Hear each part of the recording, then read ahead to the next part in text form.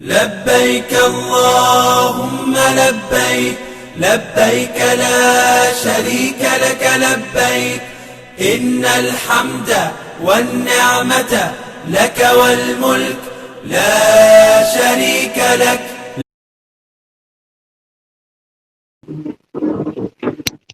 Bismillahirrahmanirrahim. Alhamdulillahirabbil wassalatu wassalamu ala asyrafil anbiya'i wal mursalin. Assalamualaikum warahmatullahi wabarakatuh.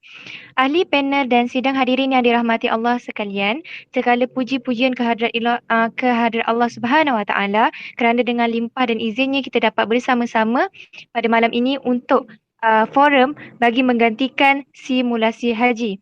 Jadi, saya memperkenalkan diri saya sebagai moderator. Saya Nur Adlin Iliana binti Hamzah. Saya akan terus kepada poin mengupas sedikit mengenai haji. Jadi poin pertama ialah rukun haji yang pertama ialah niat ihram. Di mana niat merupakan penentu kepada ibadah seseorang. Seperti mana di dalam hadis yang diriwayatkan oleh Umar radhiyallahu anhu, Rasulullah sallallahu alaihi wasallam bersabda, sesungguhnya amalan itu berdasarkan kepada niat. Jadi hukum niat itu adalah wajib. Okey, niat ni berdasarkan kepada haji yang hendak dilakukan seseorang itu. Haji sama ada haji ifrad, haji tamattu' maupun haji qiran. Ketiga-tiga jenis haji ini mempunyai niat yang berbeza. Okey, yang pertama ialah haji ifrad. Haji ifrad ini adalah melakukan haji terlebih dahulu setelah selesai melakukan amalan-amalan haji, barulah dia berniat umrah. Jadi orang yang melakukan haji ifrad ni hendaklah berniat haji dahulu kemudian barulah niat umrah. Jadi bunyi niat haji adalah seperti ini. Nawaitul hajja wa ahramtu bihi lillahi ta'ala. Bermaksud sahaja aku mengerjakan haji dan berihram dengannya kerana Allah Ta'ala. Seterusnya niat umrah pula seperti ini. Nawaitul umrata wa ahramtu biha lillahi ta'ala. Yang bermaksud sahaja aku mengerjakan umrah dan berihram dengannya kerana Allah Ta'ala. Okey, seterusnya haji tamattu' pula berbeza. Dia melakukan umrah terlebih dahulu.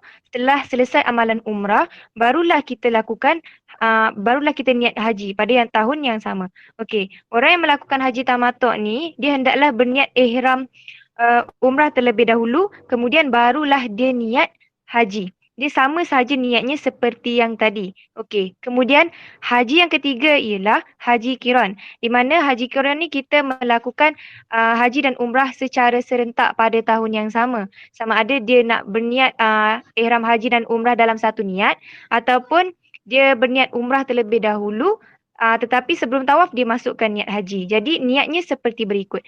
Nawaitul hajja wal umrata wa ahramtu bihima lillahi ta'ala. Yang bermaksud sahaja aku mengerjakan haji dan umrah dan berihram dengan keduanya kerana Allah Ta'ala. Okey, jadi seterusnya sunat terdapat amalan-amalan sunat semasa berniat ihram. Iaitu amalan sunat sebelum niat ihram, selepas niat ihram dan juga semasa niat ihram. Contoh amalan sunat sebelum niat ihram ni contohnya mengarak kuku, menanggalkan bulu ketiak, mandi sunat dan sebagainya. Okey, seterusnya amalan sunat semasa niat ihram pula menghadap ke arah kiblat dan seterusnya berada dalam keadaan berwuduk. Dan niat amalan sunat selepas niat ihram pula adalah seperti berdoa, bertasbih, baca Al-Quran dan juga yang paling penting sekali elakkan daripada berborak kosong. Okey, seterusnya saya pergi masuk sedikit kepada rukun haji yang kedua iaitu wukuf di Arafah. Di mana wukuf di Arafah ini adalah berada di bumi Arafah walaupun dalam sesaat dalam sebarang keadaan sekalipun.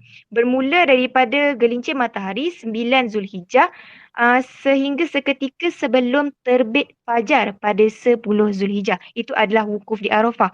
Okey, wukuf di Arafah ni adalah merupakan rukun yang membezakan di antara haji dan umrah. Rasulullah sallallahu alaihi wasallam bersabda, haji itu Arafah. Jadi para jemaah dia akan bergerak ke Arafah pada 9 Zulhijjah untuk berwukuf atau berada sebentar di situ sehinggalah terbenam matahari.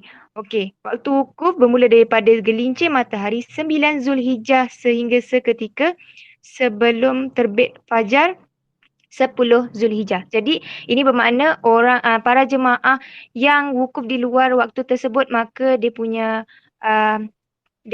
hajinya tidak sah. Okey. Dan wukuf juga mempunyai syarat-syarat yang tertentu. Yang pertama ialah telah berihram dengan niat haji. Maksudnya tak sah kalau orang yang tidak berniat untuk menunaikan haji dan berniat ihram umrah, maka dia punya wukuf dia tak sah. Dan seterusnya yang kedua ialah ahli ibadat, di mana dia siuman dan layak untuk beribadah. Dan yang ketiga berada di bumi Arafah walau seketika dalam waktu wukuf. Maksudnya dia punya wukufnya sah walaupun dia hanya lalu sahaja di kawasan Arafah tersebut. Jadi kita akan membincangkan lebih mendalam lagi mengenai haji ini, dan saya akan serahkan kepada panel yang seterusnya berkaitan mengenai tawaf. Okey, saya akan serahkan kepada Nur Farzana binti Ahmad Sabri. Silakan.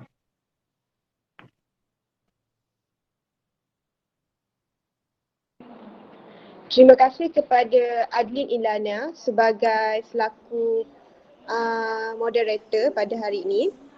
Okey, saya akan menerangkan tentang tawaf. Untuk pengetahuan semua, tawaf merupakan rukun ketiga ibadah haji, iaitu mengelilingi Kaabah sebanyak 7 kali pusingan dan dengan syarat-syaratnya. Terdapat 6 jenis tawaf, iaitu tawaf ifadah, tawaf kudum iaitu tawaf selamat datang, tawaf tahiyat al-bait, tawaf sunat, tawaf nazar dan tawaf wada iaitu tawaf selamat tinggal. Okey, terdapat beberapa soalan iaitu bagaimanakah mengerjakan tawaf dan di mana tawaf bermula dan berakhir. Baiklah, apabila seseorang itu masuk ke Masjidil Haram, pada mulanya hendaklah ia menuju ke Hajar Aswad lalu mengucupkan dan sujud atasnya. Kemudian, ia berdiri menghadap Baitullah sedang keseluruhan Al-Hajar Al-Aswad di kanannya lalu berniat. Kemudian, dia pun mula berjalan dengan mengiringi Baitullah dan yang lebih afdal jika keadaan mengizinkan, ia bergerak ke kanan Hajar Aswad menghadap Baitullah hingga melalui keseluruhan Al-Hajar. Kemudian ia mengiringkan Baitullah dan memulakan perjalanannya, memulakan tawafnya. Soalan kedua ialah adakah batal sembahyang apabila penyentuhan berlaku di antara lelaki dan perempuan semasa bertawaf? Hukum yang mutamaknya adalah batal jika penyentuhan kulit berlaku antara lelaki dan perempuan yang bukan mahram dan sudah mencapai umur yang diingini. Tetapi di dalam mazhab Syafi'i kita ada pendapat bahawa yang disentuh tidak batal. Pendapat ini juga boleh dipakai dalam keadaan darurat. Menurut pendapat Hanafi pula, yang muktamad tidak batal, melainkan dengan syahwat. Pendapat ini boleh ditaklid dengan syarat kita berwuduk menurut mazhab Hanafi dengan menyapu sekurang-kurangnya suku kepala. Itu saja daripada saya. Saya berbalik kepada moderator kita. Terima kasih. Baiklah, terima kasih Saudari Farzana kerana berjaya memberikan jawapan yang bernas. Okey. Seterusnya kita pergi kepada panel kita yang kedua. Kita akan menanyakan berkaitan dengan sa'i. Bagaimanakah pelaksanaannya dan apakah yang dimaksudkan dengan sa'i. Jadi dipersilakan panel kita yang kedua iaitu Saudari Izzati.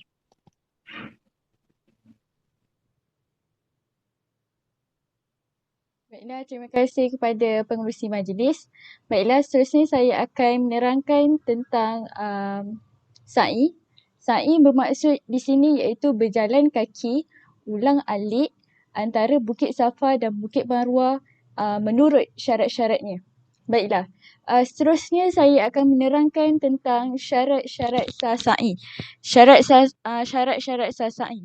Baiklah, yang pertama iaitu dilakukan selepas tawaf sama ada tawaf haji ataupun tawaf kudum bagi mereka yang melakukan haji ifrad dan haji qiran. Baiklah, yang kedua iaitu bermula di Bukit Safa dan berakhir di Bukit Marwah. Yang ketiga, cukup 7 kali dengan yakin. Dikira sekali daripada Bukit Safa ke Bukit Marwah dan sekali daripada Bukit Marwah dan Bukit Safa. Yang keempat iaitu hendaklah sampai ke penghujung tempat sa'i iaitu di kaki Bukit Safa dan Bukit Marwah. Yang kelima iaitu hendaklah sa'i di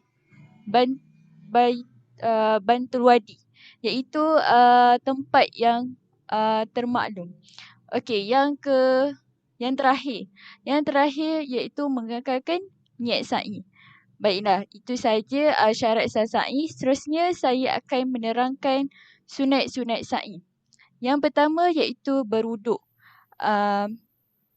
Beza dengan tawaf, tawaf wajib berwuduk kerana tawaf iaitu kita perlulah bersuci ketika bertawaf. Yang kedua, menuju ke tempat sa'i melalui pintu Safa. Yang ketiga, menaiki Bukit Safa dan Bukit Marwah bagi lelaki sahaja. Yang keempat iaitu menghadap kiblat ataupun Kaabah sambil bertakbir. Yang kelima, mualat berturut-turut. Maksudnya di sini buat pusingan sa'i tu tanpa henti 7 pusingan. Yang keenam, melakukan ramal. Melakukan ramal ni bermaksud berlari-lari anak ketika sampainya kawasan yang berlampu hijau bagi lelaki sahaja. Baiklah, yang ketujuh iaitu beritibak. Beritibak pada semua pusingan bagi lelaki sahaja. Yang ke-8 iaitu berdoa. Berdoa, berzikir dan bermunajat kepada Allah. Iaitu kita mengelakkan daripada kita berbual kosong, melakukan perkara-perkara yang tidak berfaedah ke tempat Allah. Yang ke-9 iaitu yang terakhir iaitu berjalan kaki. Ini adalah sunat-sunat ketika melakukan sa'i. Baiklah, itu saja daripada saya. Saya serahkan kepada pengerusi majlis. Baiklah, terima kasih Saudari Izzati kerana memberikan maklumat tersebut mengenai sa'i sebentar tadi. Jadi kita masuk kepada wajib haji iaitu bermalam di Muzdalifah. Seperti mana yang kita tahu, wajib haji ni dilakukan ketika pekerjaan yang wajib dilakukan ketika mengerjakan haji. Jika tidak mengerjakan salah satu daripadanya, haji tetap sah tapi dikenakan dam menurut syarat-syaratnya dan menanggung dosa jika meninggalkan perkara tersebut dengan sengaja. Jadi kita pergi kepada poin seterusnya iaitu bermalam di Muzdalifah. Kita serahkan kepada panel kita yang ketiga iaitu Mirza Aiman bin Razman untuk memberikan jawapan berkenaan dan juga maklumat berkenaan bermalam di Muzdalifah. Jadi dipersilakan saudara Aiman.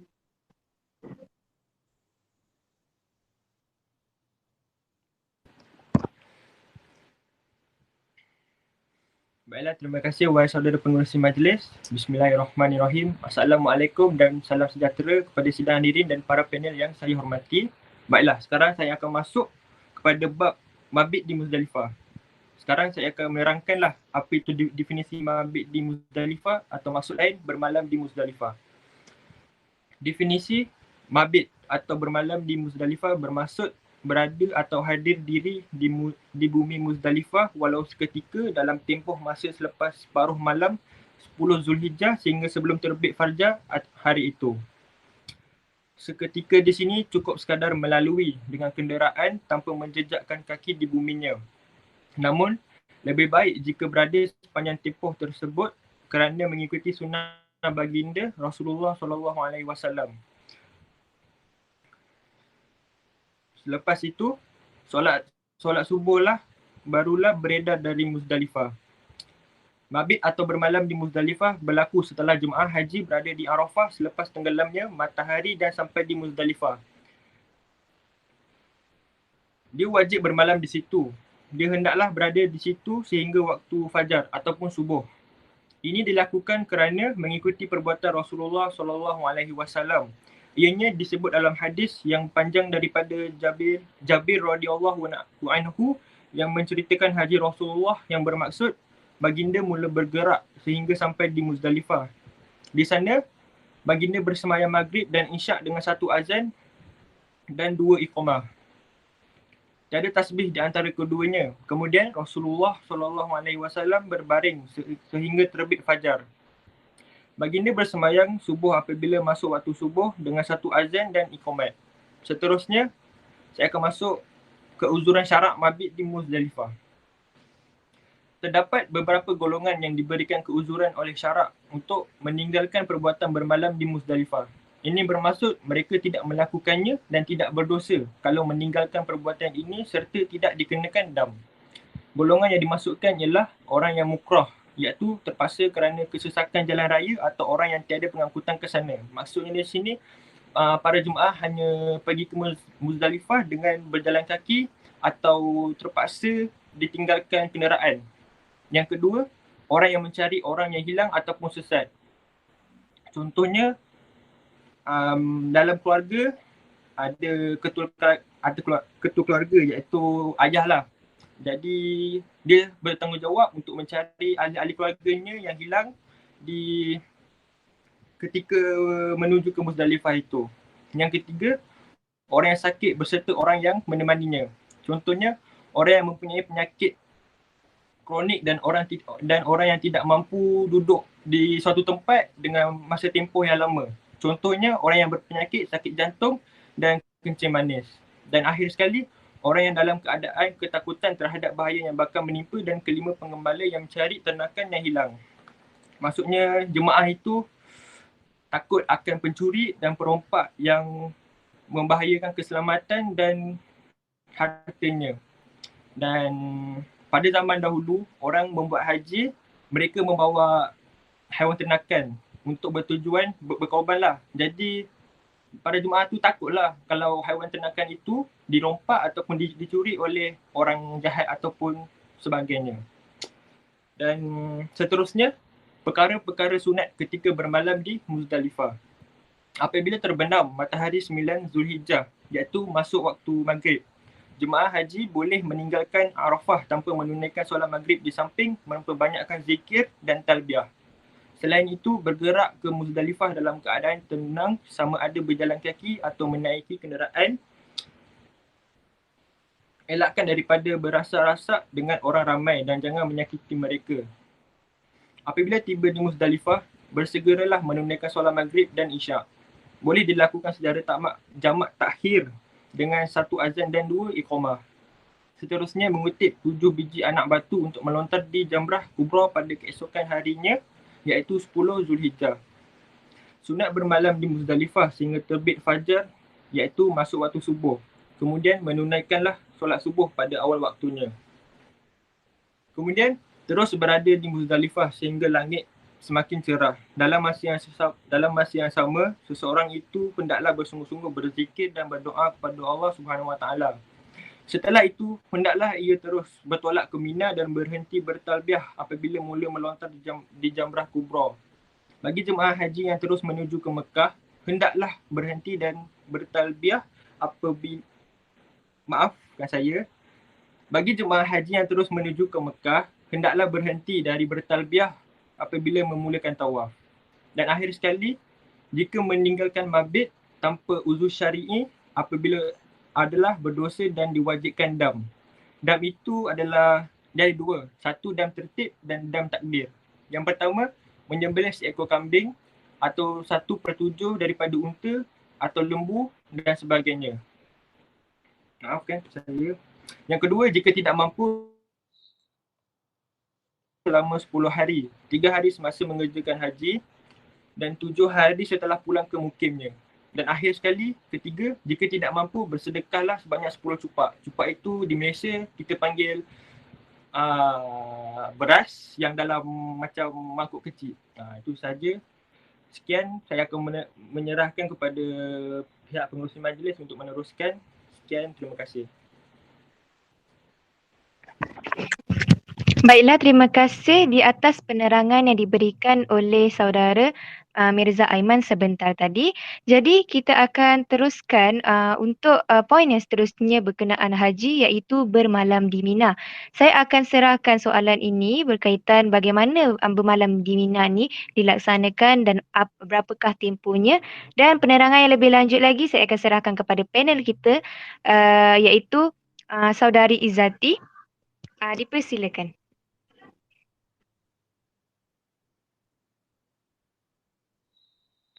Terima kasih kepada pengerusi majlis. Baiklah, saya akan menerangkan tentang bermalam di Mina ataupun mabit di Mina. Baiklah, Mina ni hanya boleh dikunjungi pada musim haji. Apa yang kita nampak di sini pada setiap tahun, ada je musim haji yang akan dilakukan. Iaitu, okey, baiklah. Ketika mengerjakan ibadah haji, Mina adalah satu lokasi kedua selepas Arafah. Oleh itu, jemaah haji akan bermalam di Mina bermula pada 10 Zulhijjah sehinggalah 13 Zulhijjah. Untuk macam 10 Zulhijjah tu untuk permulaan persediaan dah berada di Mina. Baiklah, saya akan menerangkan maksud mabit di Mina ataupun bermalam di Mina. Apakah maksud mabit di Mina ini? Iaitu berada di Mina pada malam-malam hari tasyrik, iaitu pada 11, 12 dan 13 Zulhijjah. Baiklah, jemaah haji boleh mabit pada 11, 12 Zulhijjah saja bagi nafar awal. Manakala 11, 12 dan 13 Zulhijjah iaitu bagi nafar sani. Baiklah, okey. Yang seterusnya saya akan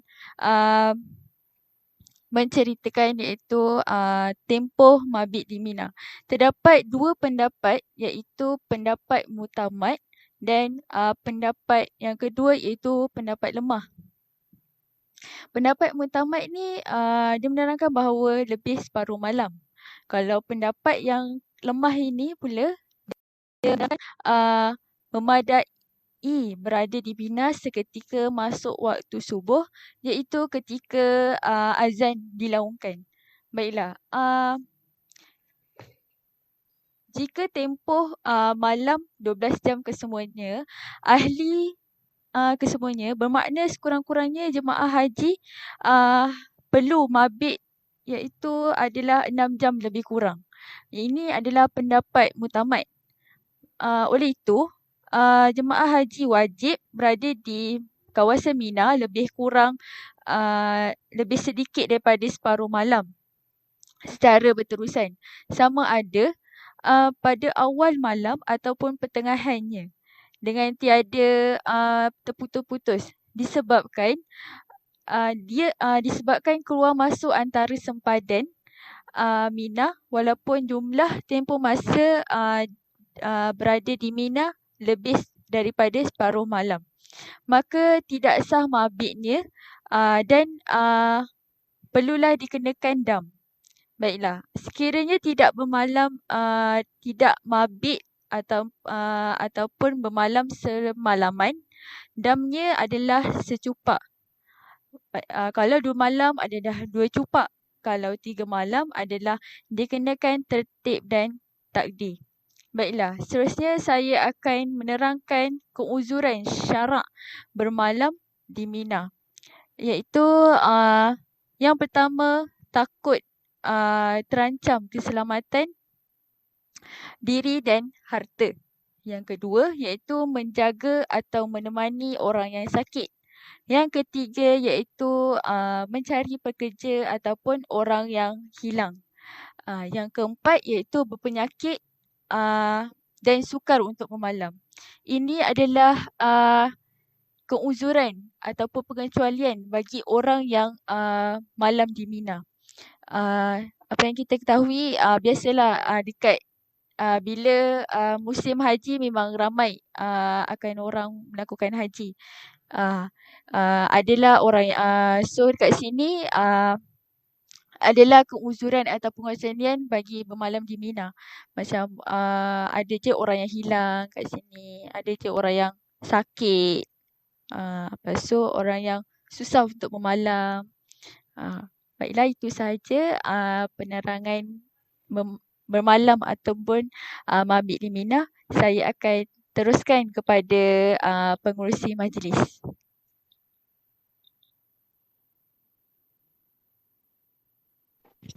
Baiklah, terima kasih Saudari Izzati di atas penerangan anda berkenaan bermalam di Mina sebentar tadi. Jadi untuk yang terakhir, poin yang terakhir, kita akan mengambil tahu mengenai melontar jamrah. Apakah itu melontar jamrah dan juga bagaimanakah pelaksanaannya?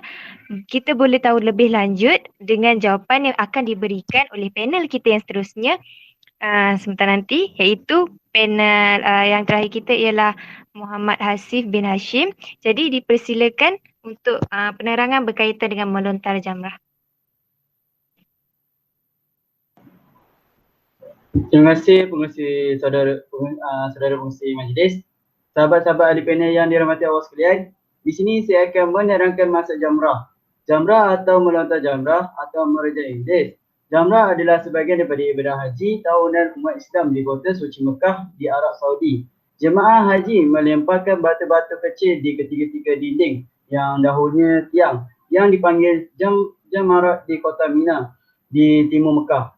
Ia adalah salah satu daripada siri perkara wajib dilakukan dalam ibadah haji. Okey, di sini terdapat 3 tempat melontar, iaitu yang pertama Al-Jamratul Sughah, iaitu tempat melontar kecil. Yang kedua, Al-Jamratul Wusta, iaitu tempat melontar sederhana. Yang ketiga, Al-Jamratul Kubra, iaitu tempat melontar besar. Okey, ketiga-tiga jamrah ini dilakukan pada hari tasyrik. Ia bermaksud melontar 7 butir anak-anak batu ke setiap jamrah, iaitu jamrah sughah, jamrah wusta dan jamrah kubra, dengan mematuhi syarat-syarat sahnya dan melakukan sunat-sunat yang berkaitan dengannya. Okey. Seterusnya, saya akan menerangkan pula waktu melontar. Okey. Jemaah haji boleh membuat pilihan sama ada untuk melontar pada 11 dan 12 Zulhijjah sahaja bagi yang melakukan nafal awal, dan atau yang 11, 12 dan 13 Zulhijjah bagi yang melakukan nafal tani. Selain itu, batu yang digunakan untuk melontar pada 11, 12 dan 13 Zulhijjah diambil di Mina dan hukumnya adalah sunat. Namun, ia juga boleh dikutip di sekitar Mekah ataupun di Muzdalifah. Namun begitu, hendaklah dijauhi mengambil anak-anak batu di tempat yang makruh walaupun sah lontarannya. Antara tempat makruh tersebut ialah seperti mengutip batu di tanah halal atau batu yang telah digunakan untuk melontar atau batu yang berada di tempat najis. Tidak diwajibkan atau disyaratkan membasuh anak-anak batu untuk lontaran. Seterusnya, saya akan menerangkan tentang syarat-syarat sah melontar. Yang pertama, lontaran 7 biji anak batu pada setiap jamrah. Yang kedua, tertib jamrah dimulai dengan lontaran jamrah sughah, kemudian jamrah wusta dan akhir sekali jamrah kubra.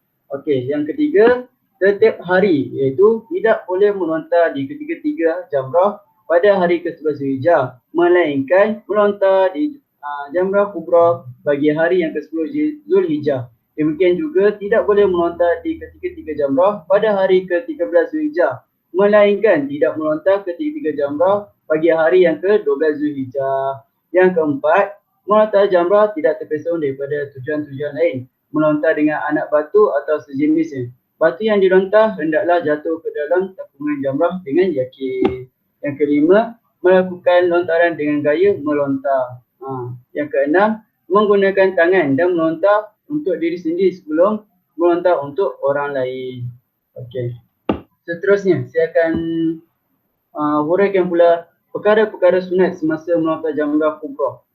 Yang pertama, apabila sampai di Mina, pertama yang dilakukan ialah melontar jamrah, iaitu tidak memulakannya dengan melakukan perkara lain sebagai penghormatan bagi Mina pada hari tersebut. Yang kedua, memberhentikan talbiyah sewaktu memulakan lontaran. Ini kerana Nabi Muhammad SAW terus-menerus bertalbiyah sehingga baginda melontar jamrah. Ketika itu, baginda berhenti bertalbiyah dan menggantikannya dengan takbir. Yang ketiga, bertakbir pada setiap kali lontaran atau dengan lafaz bertakbir pada setiap kali lontaran batu dengan lafaz Bismillah Allahu Akbar dan melontar dengan tangan kanan sambil mengangkat sehingga nampak ketiak. Itu bagi kaum lelaki, dan bagi kaum wanita tidak perlu mengangkat tangan, cukuplah batu-batu itu sekadar sebiji bakilah. Bakilah itu merupakan sejenis kacang. Yang keempat, melontar dengan menghadap jamrah sementara kiblat di sebelah kiri dan pada Arafah di sebelah kanan. Yang kelima, melontar tujuh butir berturut-turut. Dan yang terakhir bagi ni, berdoa selepas melontar. Okey, doanya ialah Bismillahirrahmanirrahim. Allahumma ja'alhu hajjan mabruran wa sa'yan mashkuran wa zamban maghfuran wa amalan salihan maqbulan wa tijaratan lan tabura. Okey, dan yang terakhir untuk saya huraikan ialah saya akan menerangkan tentang wakil melontar. Okey. Sesiapa yang tidak mampu melontar sendiri kerana sakit atau ada kezuran yang menghalanginya, dibolehkan mewakilkan orang lain melontar untuk dirinya setelah mendapat pengesahan bimbingan ibadah haji dan pegawai perubatan.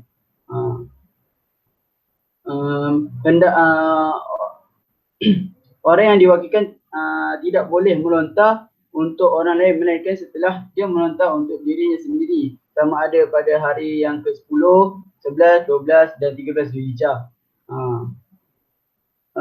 Hendaklah berniat sewaktu melontar untuk orang yang mewakilkannya dengan cara akad wakalah atau ju'alah yang dilakukan selepas masuk waktu melontar. Akad juga boleh dilakukan sebelum masuk waktu melontar bagi jemaah yang uzur dan tidak berada di Mina. Sah mewakilkan kepada anak-anak yang mumayyiz. Yang mumayyiz ni maksudnya reti pandai bezakan mana baik dan mana yang buruk. Seterusnya, jika orang yang mewakilkan sembuh sebelum tamat waktu melontar sedangkan wakilnya itu sudah melaksanakan lontaran bagi dirinya, maka tidak perlulah diulang kembali lontaran tersebut. Dan di sini terdapat dua cara wakil melontar boleh menggunakan. Yang pertama ialah melakukan lontaran bagi dirinya sendiri terlebih dahulu. Dia mulai daripada jamrah sughah, kemudian di jamrah wusta, akhir sekali di jamrah kubra. Kemudian dia kembali semula ke jamrah sughah, lalu dia membuat lontaran bagi orang yang diwakilkannya itu sehinggalah ke jamrah kubra. Yang cara kedua ialah melakukan lontaran bagi dirinya di jamrah sughah, kemudian terus melontar bagi orang yang diwakilkannya di tempat yang sama, dan begitulah sampai jamrah kubra.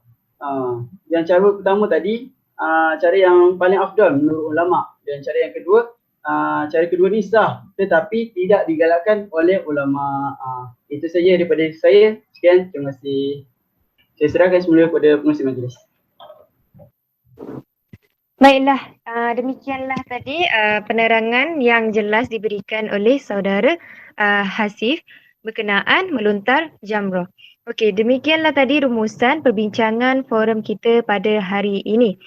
Okey, kesimpulannya kita sebagai seorang Muslim yang bakal melaksanakan haji ini, kita perlu tahu cara pelaksanaan haji dengan sempurna, rukun-rukun serta wajib-wajib yang terdapat dalam haji ini. Okey, sidang hadirin yang dihormati, entah sirih salah sarung, entah kata salah tutur, entah maksud salah sampai, terimalah salam-salam bersantun, salam yang minta maaf, salam yang minta ampun. Yang baik itu datang daripada Allah Subhanahu Wa Taala, yang buruk itu datang daripada kekurangan daripada kami sendiri. Jadi saya mewakili semua ahli panel mengucapkan setinggi-tinggi terima kasih kerana sudi menyaksikan forum berkaitan dengan haji ini.